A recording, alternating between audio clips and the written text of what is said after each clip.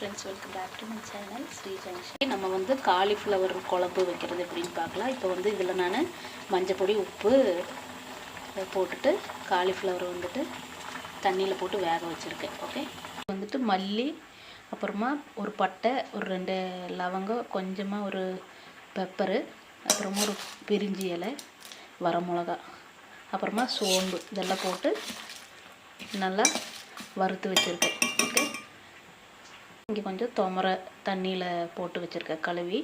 இது நம்ம காலிஃப்ளவர் பண்ணும்போது ஒட்டுக்காக சேர்த்து பண்ணுறதுக்கு. தேங்காய் கொஞ்சம் அரைச்சி ஆட் பண்ணி இஞ்சி அப்புறமா பூண்டு வந்துட்டு நம்ம பேஸ்ட் பண்ணி இது கூட நம்ம சேர்க்கணும். கொஞ்சமாக கரம் மசாலா தூள் வந்துட்டு இந்த மாதிரி கொஞ்சம் இலக்கி விடணும். அப்போ தான் மேலே இருக்கிறது கீழே போனால கொஞ்சம் அதுவும் ஒரே லெவலில் வேகிறதுக்கு வேண்டும்.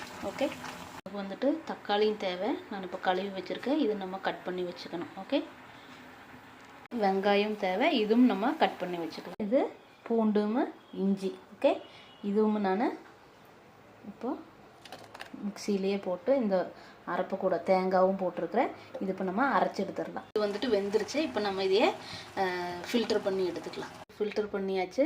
இன்னும் கொஞ்சம் பச்சை தண்ணி ஊற்றி கழுவிட்டு யூஸ் பண்ணிக்கலாம்.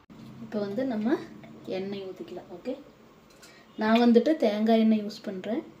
நீங்கள் வந்துட்டு உங்களுக்கு எந்த எண்ணெய் இஷ்டமோ அதை யூஸ் பண்ணிக்கோங்க. இப்போ கருவேப்பிலை, அதுக்கப்புறமா வெங்காயம், தக்காளி இது வந்துட்டு நல்லா இலக்கிக்கலாம். தக்காளி போட்டுக்கலாம்.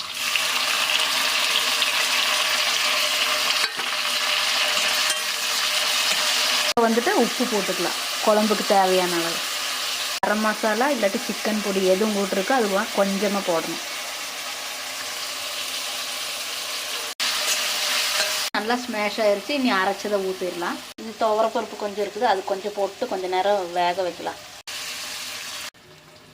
வந்துட்டு வெந்துட்டு இருக்கு. இப்போ நம்ம அரைப்பு ஊற்றிக்கலாம். காலிஃப்ளவர் போட்டுக்கலாம். உள்ள நல்லா இலக்கி விட்டுக்கலாம்.